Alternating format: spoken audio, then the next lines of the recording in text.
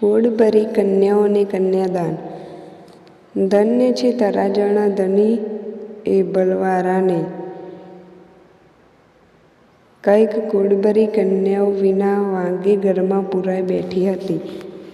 તેમ હજારો યુવાનો મીંડોળ વગરના જાણે ગળપણનો ટોડલો ઝાલી બેઠા હતા. મુવા પછી પિંડ મૂકનારું કોઈ નહીં એ જીવતર હારે બેઠા. પણ આજ એ બધાયના કરમાતા મનોરથોનો મુક્તિદિન હતો.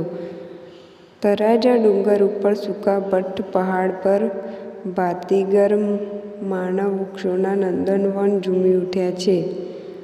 હજારો ચૂંદડીવાળી કન્યાઓના છેડલા હવામાં લહેરાઈ રહ્યા છે.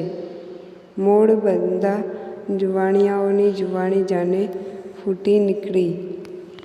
લગ્નના લાવા સ્વપ્ને જોવા નહીં પામીએ એવા હતાશ હૈયાનો હરખ હેલે ચડ્યા છે. ચારે કોરથી ચૂંદડિયાળીઓની કતારો રંગબેરંગી પાઘડીઓ લંગારો હાલી આવે છે. ડુંગર ટોચે લગ્નવેદી રચી છે. બેય પડખે જબરા કુંડમાં ઘી દૂધના ઘડા ઠલવાય છે. આહુતિઓ હોમાય છે. જવતલના ગોટે ગોટા આભે ચડ્યા છે. વેદી પાસે તળાજાનો રાજા બાપ એબલ ઊભો છે. વેદી ફરતા વરઘોડીઓના જોડલા એક પછી એક પરણી ઉતરે છે. મંડપમાં પગ મૂકવાની જગ્યા નથી એટલો મનખો રાજા એબલ કન્યાઓના કિલ્લોલથી શેર લોહી ચડે છે. જુવાની એરે ગયાને સ્થાને લ્હાવા લેતા જુવાનિયાઓને ભારી છાતી ગજ ગજ ફૂલે છે. બ્રાહ્મણશાહીના સત્તાના મહા અનર્થ સામે હામ ભીડનારી રાણી એબલને હજારો હૈયા લાખ લાખ કુંવારા કોડો અંતરના આશીષ વરસે છે. 7 સૈકા પહેલાં બ્રાહ્મણની સત્તા એટલી બધી વકરેલી કે એક કન્યા પરણવાના 100 રૂપિયા બ્રાહ્મણ પુરોહિતો વસૂલ કરતા. વરા શહેરમાં એ કાળે 1000 વાલમ બ્રાહ્મણોના ગળ.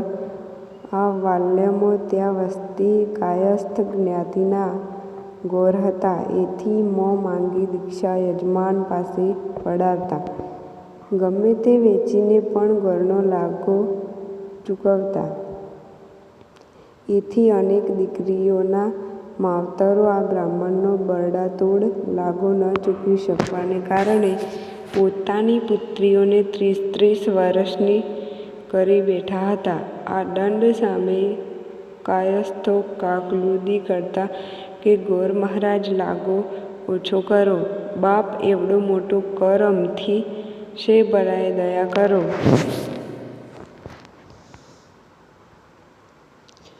પણ વાલ્યમો જરાય ચસ ન દીધો. પરિણામે કાયસ્થ જ્ઞાતિ લગ્નો બંધ કરી બેઠી. દીકરા દીકરીઓનો લગ્ન સંસાર ભસ્મ થવા બેઠો.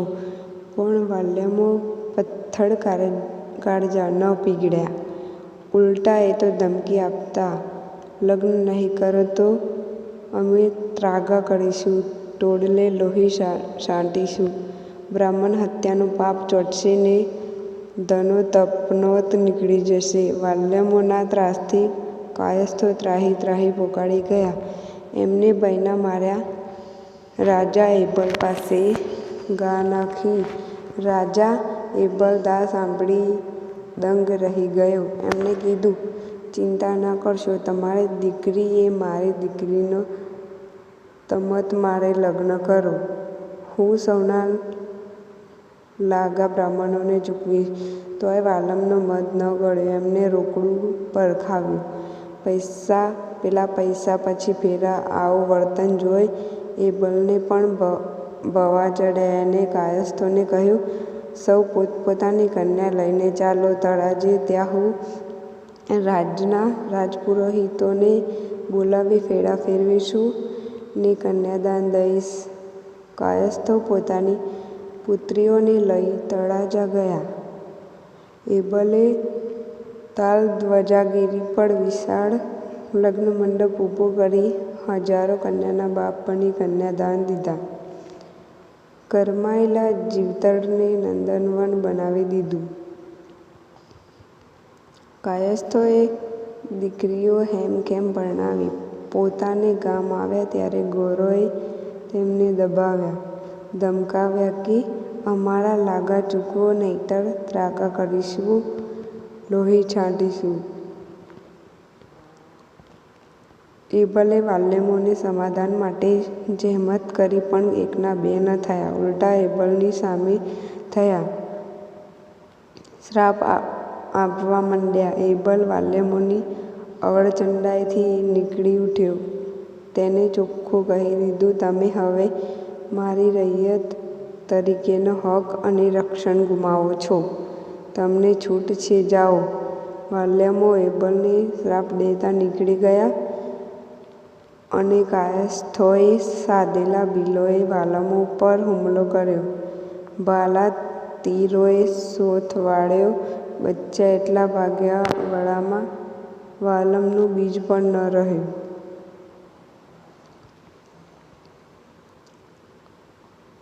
સાત સૈકા પહેલાંની આ ઘટનાની સાક્ષીરૂપી આજે પણ તળાજાના ડુંગર ઉપર એબલ મંડપ ઊભો છે.